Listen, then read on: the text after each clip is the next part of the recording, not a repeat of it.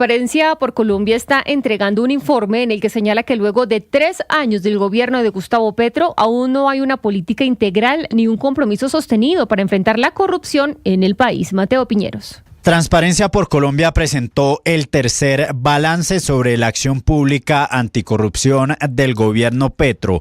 En ese sentido, según los hallazgos, este balance no es positivo y por varias razones, entre las que se encuentran los choques entre el Congreso y el gobierno, los pocos avances en la lucha contra la corrupción y los escándalos que involucran a altos funcionarios de la administración Petro. Es por eso que desde Transparencia por Colombia aseguran que el gobierno debe respetar la institucionalidad democrática e impulsar acciones anticorrupción durante este año de mandato. Esto se logra abandonando los discursos divisorios e impulsando políticas que promuevan la lucha contra la corrupción en los territorios, además de promover la denuncia contra los casos de corrupción.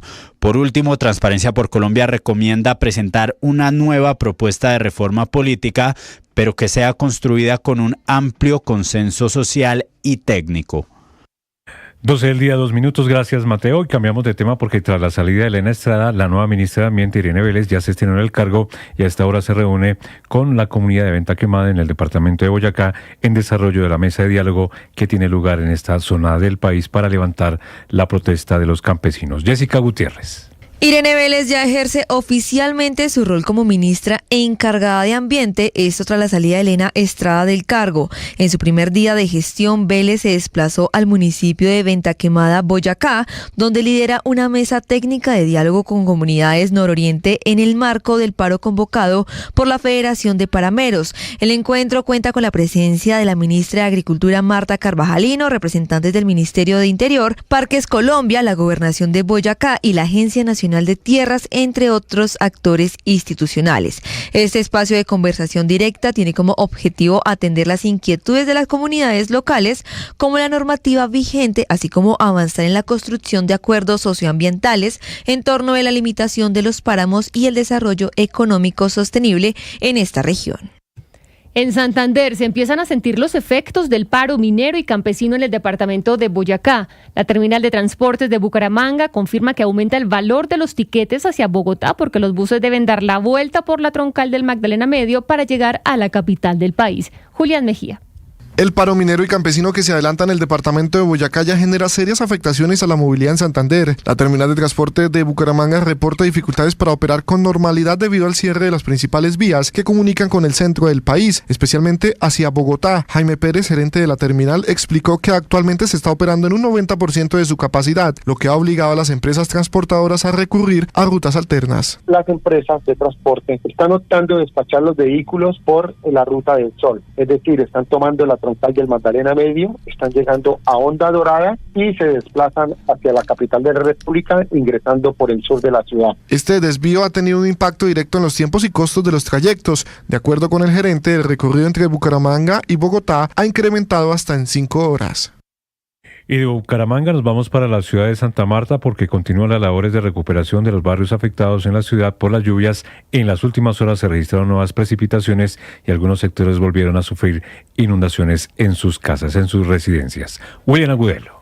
A esta hora continúan las labores de maquinaria amarilla y de voluntarios que se han unido para apoyar a las familias afectadas. En la noche de ayer se registraron lluvias en varios sectores, lo que generó de nuevo leves inundaciones en varias casas de barrios como María Cristina y Bastidas. Felipe Bautista, uno de los emprendedores que ha liderado las ayudas de voluntarios, entregó un balance de cómo avanzan los apoyos. A pesar de que las lluvias han seguido en la ciudad, es bastante positivo. Hemos logrado recolectar más de 70 millones de pesos en donaciones entre mercados, utensilios de aseo, colchonetas, más sin embargo, pues esto todavía aún no es suficiente, pues la necesidad en Santa Marta es bastante, nos falta aún demasiado por ayudar. Agradecemos que las personas que puedan seguir colaborando y que se puedan seguir sumando lo sigan haciendo. Según Gestión del Riesgo Distrital, el censo continúa y va un poco más del 40%, que equivale a casi 1.000 familias afectadas. La industria del arroz rompe su silencio y critica la decisión del gobierno de fijar precios al arroz verde. Estamos entrando en un terreno desconocido y esto no le va a hacer bien a la producción de arroz colombiano. Marcela Peña. La industria del arroz está respondiendo en medio de las críticas a empresas del sector que dejaron de comprar arroz el fin de semana luego de que el gobierno nacional firmara la famosa resolución de fin de paro que le pone un precio fijo al arroz verde en el país. Los productores obviamente están diciendo que les hicieron conejo, pero la industria tiene una visión. Dice que las compañías están tratando de adaptarse a un entorno de mercado hasta hoy desconocido. Y es que, ojo, la resolución impone un precio fijo, pero no la obligación de comprar arroz, y en el mercado lo que sobra es arroz. Y es que estamos teniendo una sobreoferta que ha llevado a que arranquemos el proceso de cosecha con unos inventarios que son 92% más altos de los que teníamos para esta misma época el año pasado. Además, la sobreoferta de arroz en el mercado internacional ha llevado a que los precios caigan un 30%. Tenemos en el país además un récord en el área sembrada de arroz, 216.000 hectáreas solo en el departamento del Casanare. Indoarroz dice que sus recomendaciones al gobierno sobre esta resolución fueron en su mayoría ignoradas y que se están introduciendo problemas muy graves y distorsiones en el mercado que pueden llevar a una mayor informalidad en el sector del arroz. También dice que los argumentos de la superindustria fueron en la misma dirección y tampoco les hicieron caso. La superindustria le advirtió al gobierno que este tipo de medidas solo se justifican si son transitorias y que pueden llegar a afectar la libre competencia en el sector.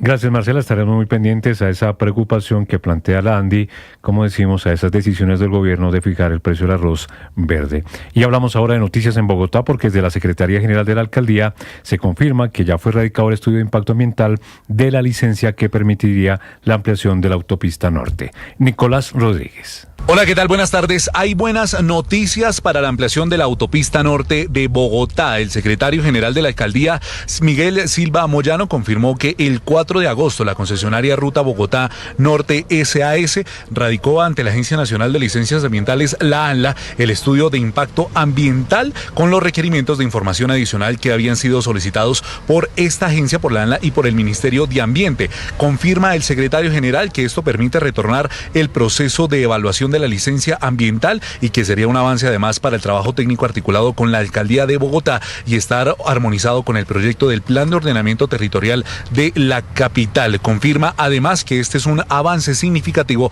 para la obra de ampliación de la autopista norte, que además ha sido un proceso que ha tenido altas y bajas por específicamente las licencias ambientales. Desde el distrito confirma el secretario general que existe toda la disposición para que se avance en la construcción de este proyecto y en la planificación, y obviamente para que Bogotá tenga la ampliación oportuna de la autopista norte. El ministro de Defensa, Pedro Sánchez, recordó que la Constitución obliga a las fuerzas militares a defender la soberanía, la integridad territorial y el orden constitucional. Todo esto a propósito de la disputa en el Amazonas con Perú por la isla Santa Rosa. Felipe García. El ministro de Defensa, Pedro Sánchez, se pronunció sobre el papel del sector defensa frente a la controversia territorial con Perú por la isla Santa Rosa en el río Amazonas. Según explicó, las fuerzas militares actuarán conforme a lo establecido en la Constitución y dentro del marco legal vigente. Las declaraciones se dan en medio del reclamo diplomático de Colombia al gobierno de Perú, luego de que este último oficializara la creación del distrito de Santa Rosa en una zona que Colombia no reconoce como territorio peruano. Toda la isla Santa Rosa, ¿qué hace la fuerza pública? ¿Qué hace el Ministerio de Defensa? Lo que dice la Constitución y la ley. Artículo 217. Colombia tendrá para su defensa unas fuerzas militares permanentes compuestas por nuestro ejército, nuestra Armada Nacional y nuestra Fuerza Aérea para 4 elementos fundamentales: garantizar y defender la soberanía, la independencia, la integridad territorial y el orden constitucional. Aunque el caso está siendo gestionado a través de canales diplomáticos, el ministro de Defensa enfatizó que las fuerzas militares tienen un mandato constitucional de proteger el territorio nacional. Sin embargo, reiteró que la resolución del conflicto limítrofe corresponde a la Cancillería y a la Comisión Binacional de Fronteras. Mientras tanto, se agrava la situación de desplazamiento en el municipio de Santa Rosa, en el sur de Bolívar, por los enfrentamientos entre el ELN y el Clan del Golfo. Nicolás Rojas. 15 días confinados y sin acceso a alimentos cumplen los habitantes en el sur de Bolívar por los combates entre el ELN y el Clan del Golfo por las rentas ilegales del oro y también por las rutas del narcotráfico. Incluso lo que señala Monseñor Ariel Lascarro, quien es obispo de la diócesis de Magangué, es que una comisión humanitaria liderada por la Iglesia Católica intenta mediar para este conflicto. Sin embargo, señala que esto ha sido muy difícil y que las personas en esta región del país no están confinadas, sino secuestradas. Me parece que el respeto a la vida humana, a los derechos de la familia, de los niños, de los jóvenes que puedan estudiar, que puedan alimentarse, que puedan caminar libres, es lo más importante. Esto yo le decía a algún medio que me suena como a un secuestro de gentes donde le dicen no puede salir, no salga, están encerrados, ¿verdad? Sin permiso no puede salir. Es un confinamiento que no es una pandemia, sino que es una guerra. Incluso lo que señala Monseñor Ariel Lascarro es que 2 sacerdotes de la Iglesia Católica están presentes en este momento con la comunidad y están a la espera de que el ELN permita ingresar la ayuda humanitaria y las medicinas que necesitan los habitantes, por ejemplo, del municipio de Santa Rosa, en medio de este confinamiento que ya completa 15 días. Y se agrava la situación de miles de familias campesinas en la región de Pato Balsillas, en el Caquetá, que están afectadas por los derrumbes que se han presentado en la vía Neiva-San Vicente del Caguán. Julio Díaz.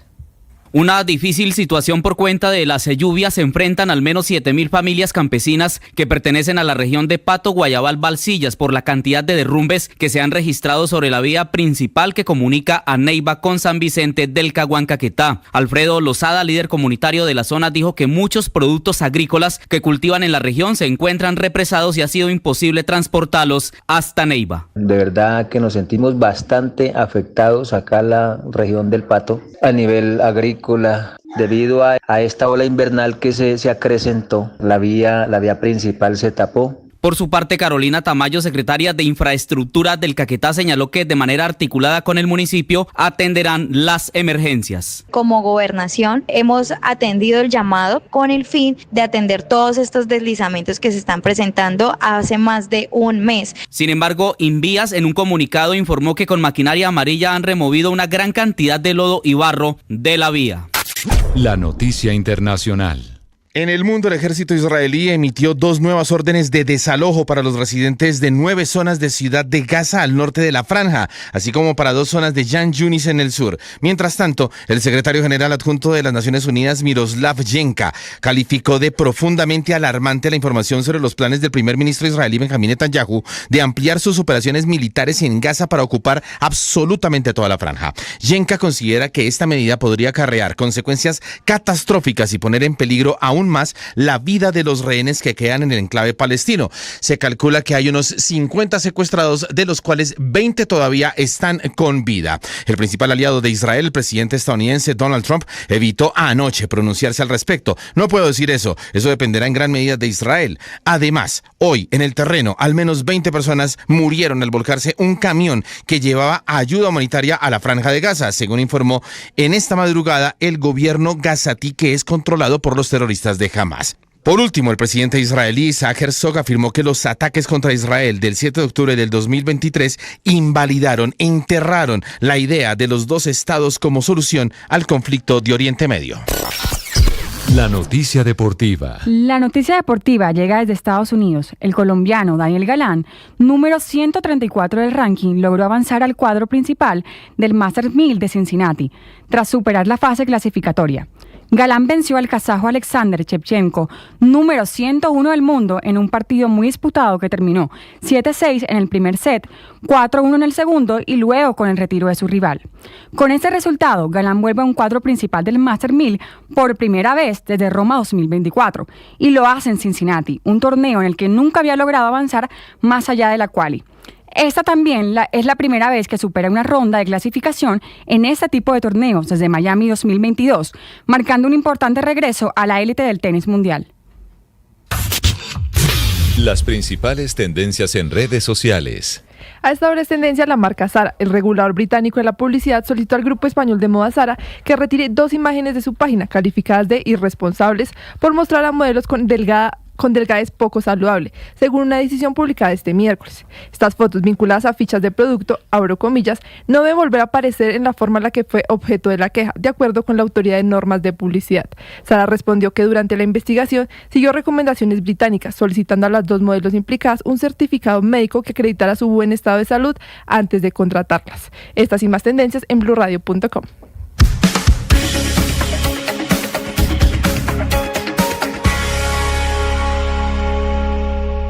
Llega el mediodía.